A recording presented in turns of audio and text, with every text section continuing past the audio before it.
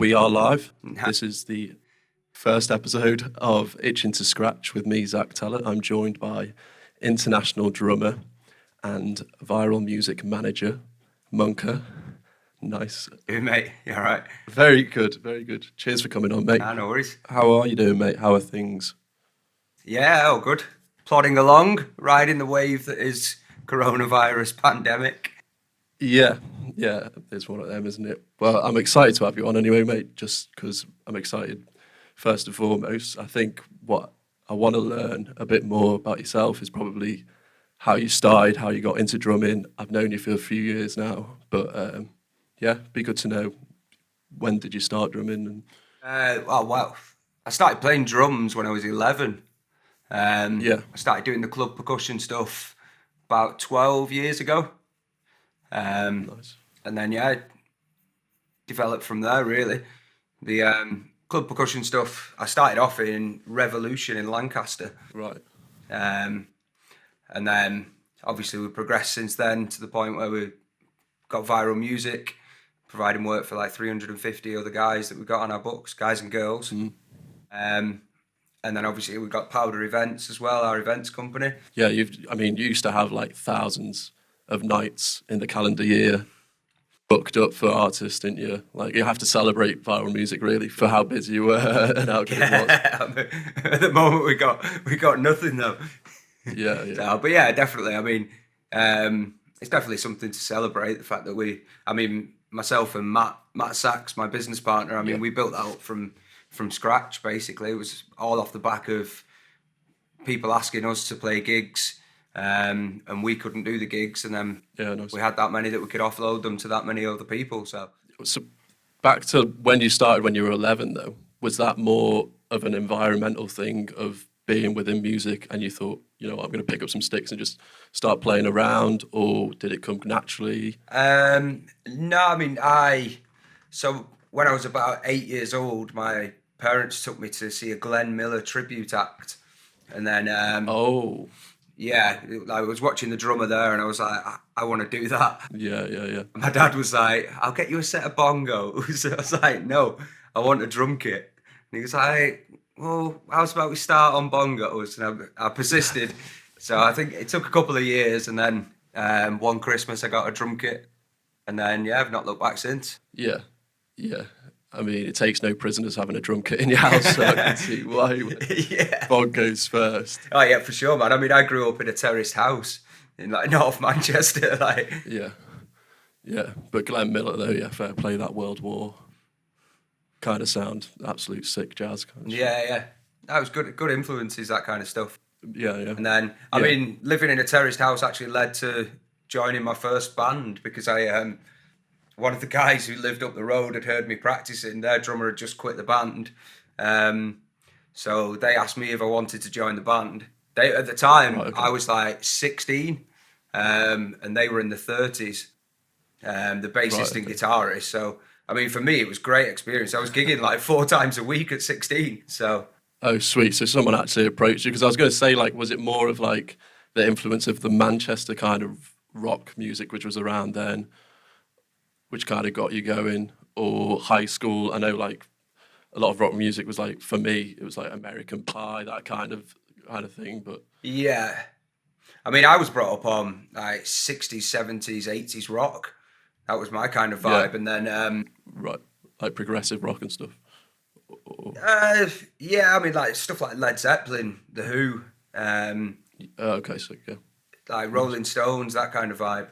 And then, I started gigging in an indie rock band when I was like 16, 17. Like I say, I was gigging like 4 times a week. That was great gig experience for me. Which is great practice. Yeah. Yeah, definitely. And then did you go and study then music in university? And yeah, so I did it at college, then university, and then uni was where I started playing all the stuff along to DJs. That's where it progressed into doing the club percussion stuff that I'm doing now. Right. And is that, I assume, where you met Matt? Or Yeah, I met Matt just on the circuit, really, playing gigs together. It was a night called XO Thursdays down in Loughborough. Yeah, we used to play every Thursday there. Oh, right. Yeah, Matt was like, I'm thinking of setting this agency up. Do you want to get involved? So it took a bit of pestering for a while. And then eventually I was like, yeah, go on, let's give it a go. And then here we are. And how did you, I suppose, Matt building that agency up, was that a case of already having the contacts there and thinking, oh, we've got enough to make this agency? Or a case of starting from scratch, really, from the contacts that you had? I think it started out with us. It was off the back of us having excess gigs, basically. So Right. we had too many gigs coming in. We started offloading them to other people, and then obviously the relationships we built up with clients over the years, they expanded to, like, so for instance, the Revolution Bars group, who have been doing a lot of our streams for live streams throughout the lockdown. I know you jumped on a few with us, didn't you? Yeah. But that relationship with them, I mean, I used to be a head chef at one of the Revolution Bars years ago.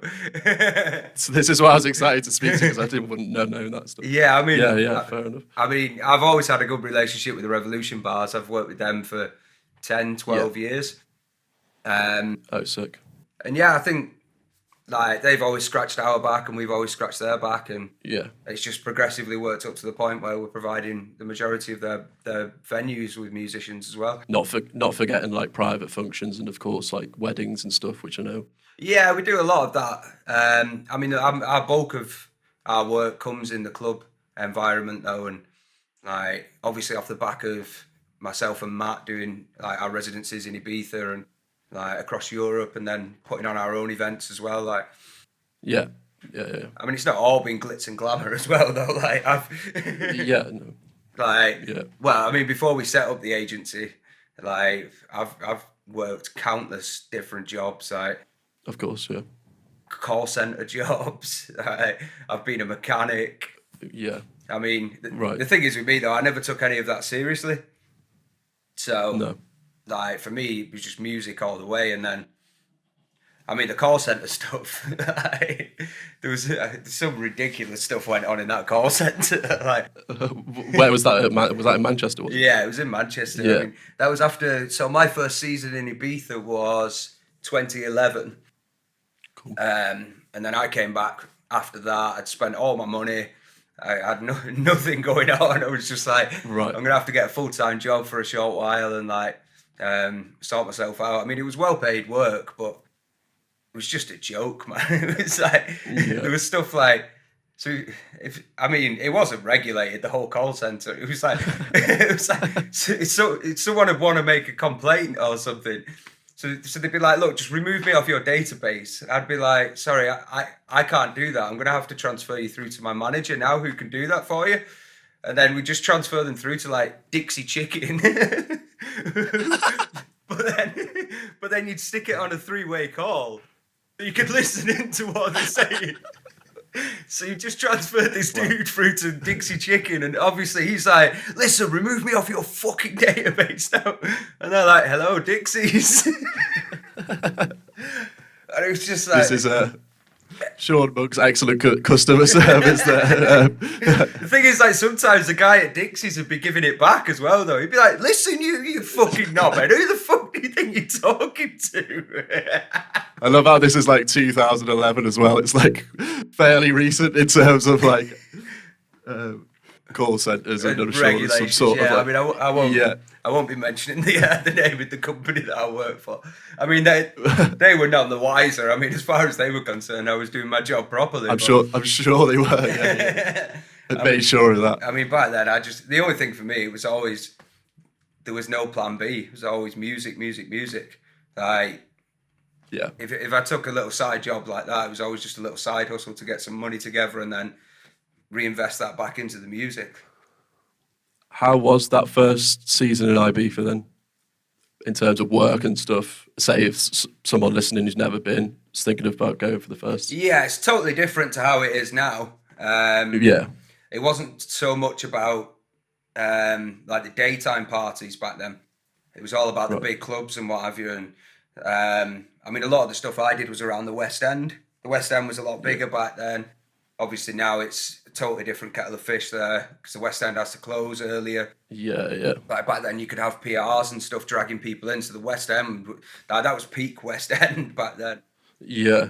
And you think about like when they've had the limiters on music and stuff. I remember Bora Bora Beach then would have been Oh like yeah, booming as well. yeah. Bora Bora All of Beach that. was like all of the bars along that beach would just be blasting music, and the whole beach was Yeah. just covered in people dancing. Whereas now with the Yeah, yeah. regulations, like people aren't, they're not allowed to play the music, so it crosses the boundaries, are they, onto the beach? So Yeah. Ibiza is definitely, yeah, it was sort of in a transitional kind of stage anyway before the pandemic.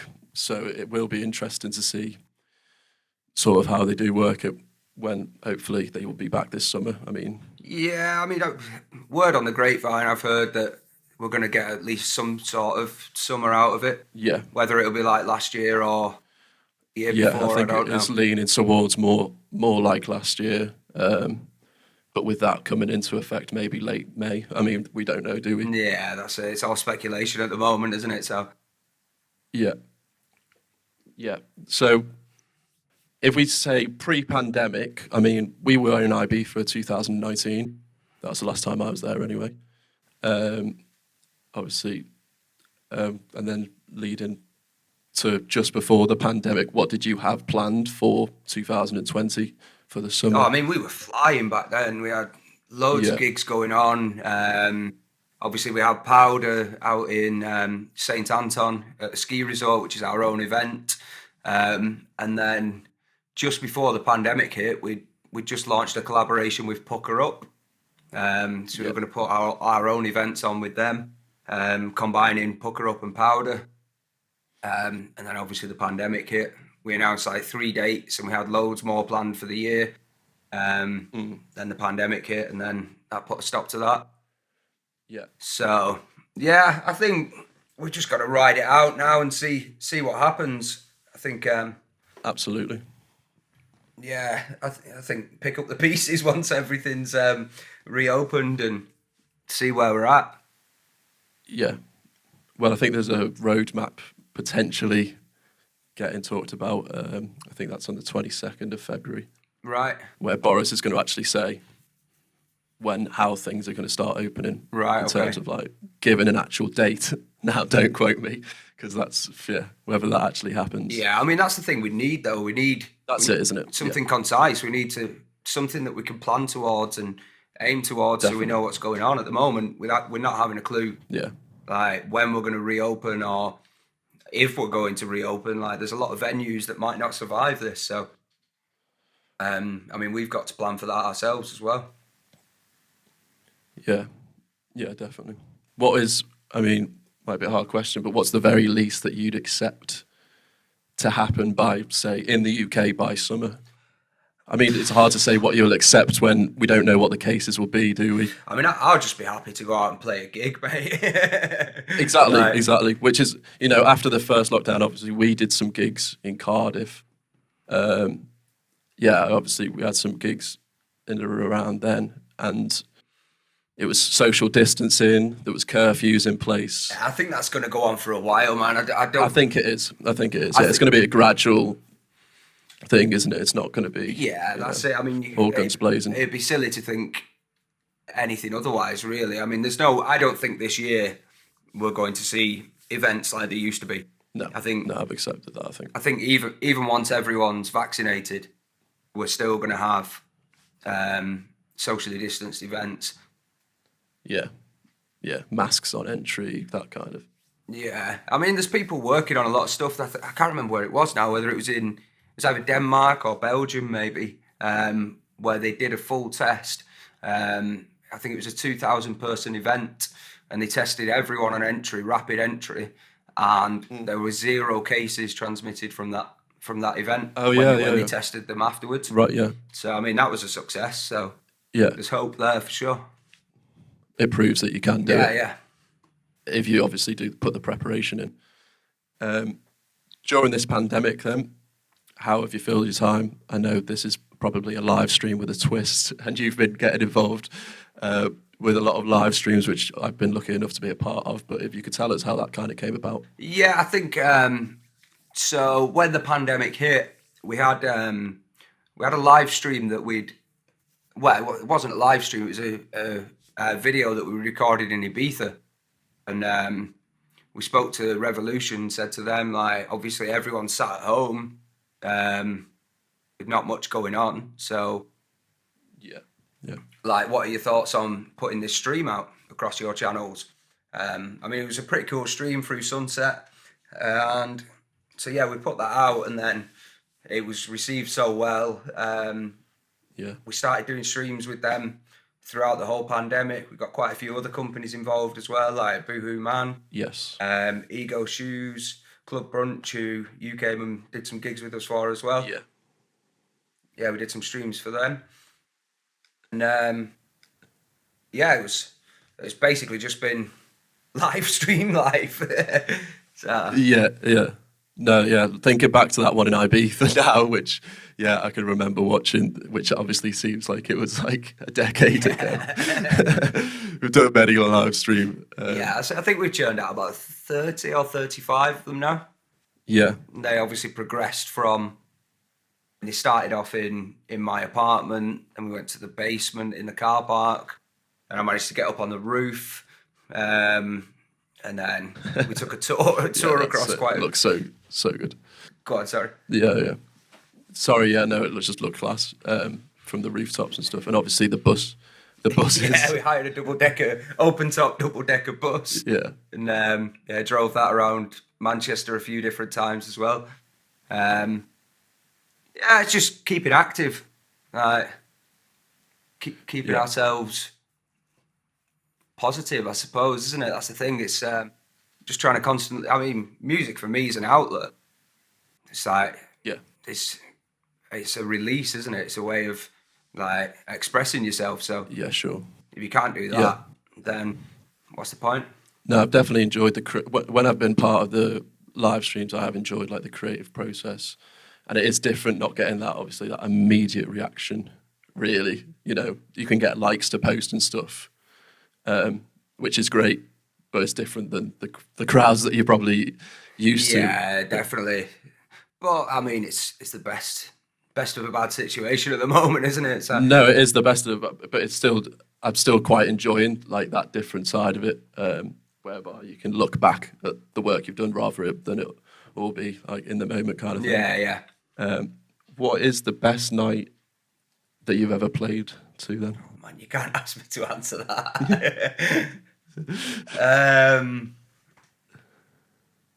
I don't know, man. I do love a daytime party. I mean, like House in Paradise at Old Beach every Wednesday. That used to always go off, didn't it? Very big. I used to do the garden parties at Pasha La Pineda in Salou, and they were a similar vibe as well, like outdoor garden parties, and then we'd go inside. It was like 2,500 capacity club. Unreal. To absolutely go off there. Yeah, anywhere outdoors in the sunshine. Yeah, where everyone's just vibing. That's my kind of vibe all day. Nice. And is there anyone you've actually seen yourself? Doesn't necessarily need to be a drummer, but it could be a rave. It could just be a concert, whereby you thought, "Oh wow, that's inspired me more so than anything else," or something which has just made you think that you wanted to become a musician. Well, obviously there was the Glenn Miller tribute band. That was what, of course, got me into playing drums. Probably one of the best gigs I've been to was James Brown supporting the Red Hot Chili Peppers at the Etihad Stadium. Oh, that is Hall of Fame on Hall of Fame, isn't it? Really? I mean, that was an unreal gig. That was the year he died, actually, James Brown. Yeah, I think he died on Christmas Day. Yeah. Wrong. So it was the summer of that year. Oh wow, that's a good send. Yeah. We've heard your stories about working in a call centre, and obviously last year we were all asked to retrain. So I don't want you to retrain as a call centre person. Yeah, operative is probably the word.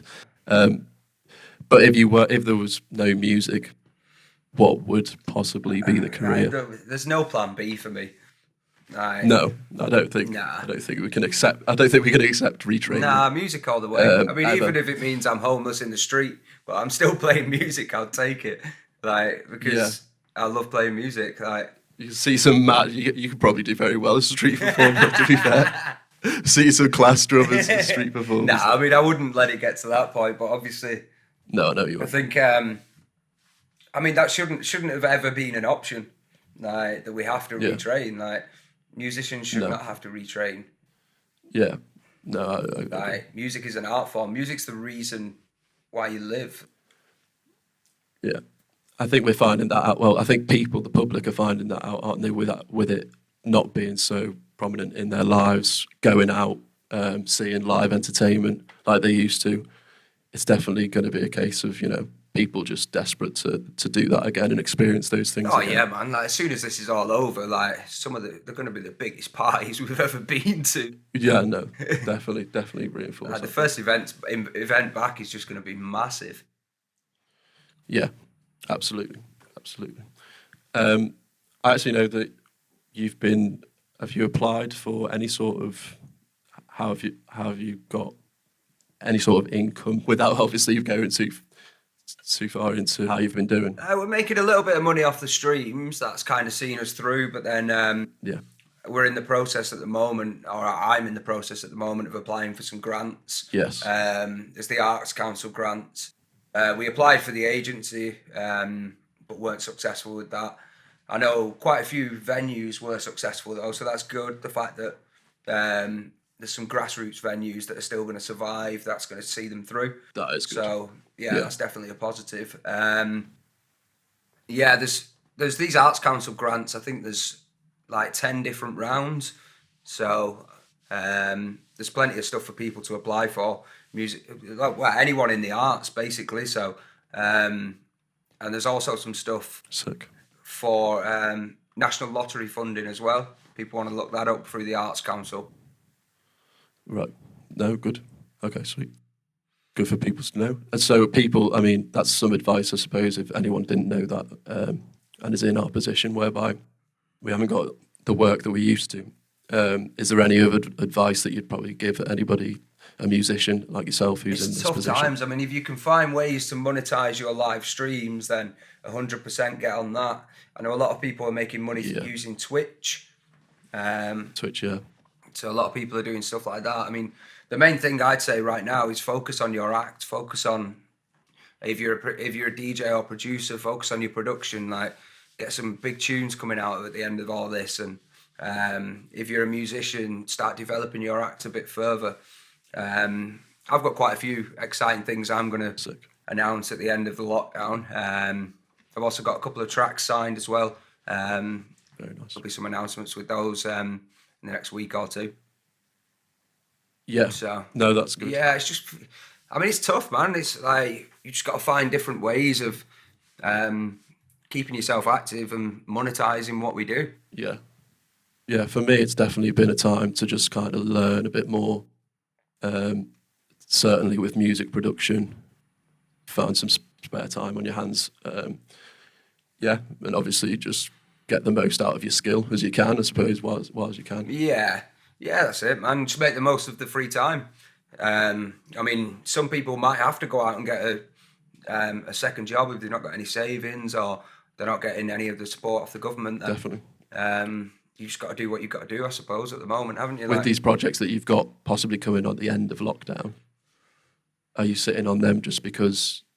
Is there a reason why you're sitting on them? Yeah, I mean, I don't see the point in launching the projects when there aren't any venues to perform them in. So, I mean, let's see what's left at the end of it. see if there even are any venues left. Yeah, no, that's good. No, I'm sure there will be. I mean, like I said, there's plenty of received the funding from the government. So let's see how we get on. No, yeah, sick.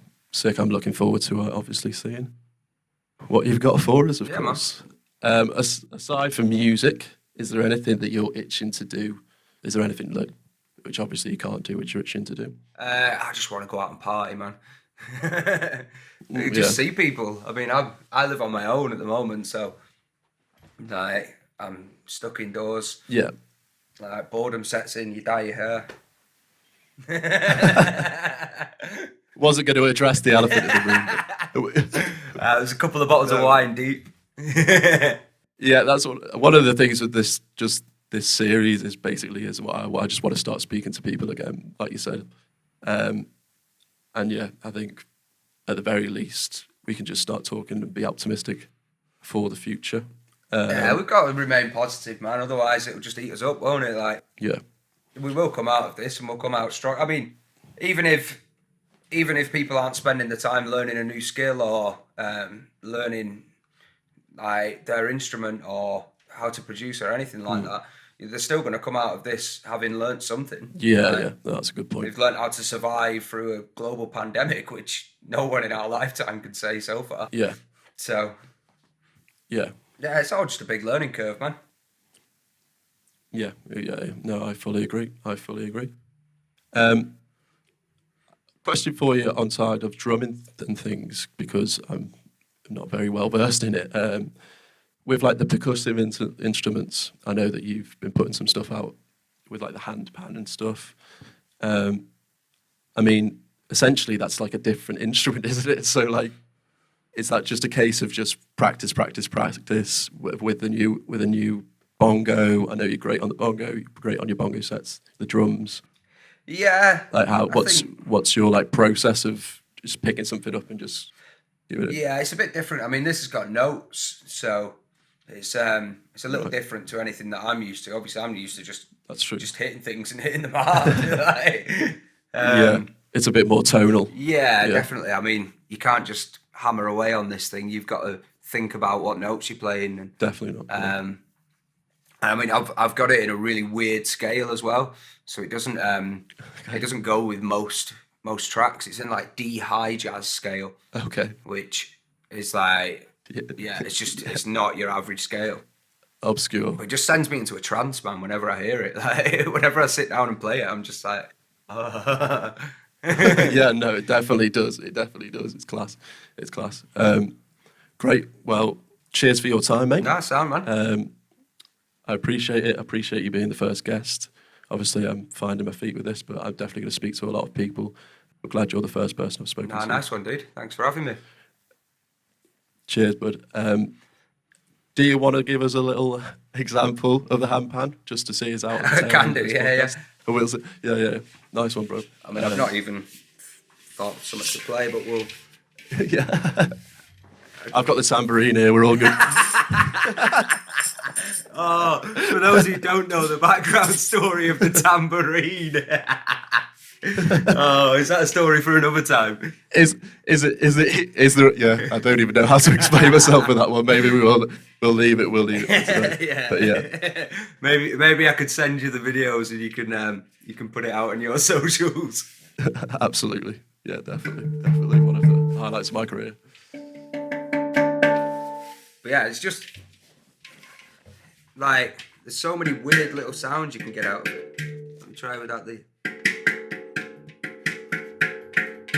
So you can bend the notes on it.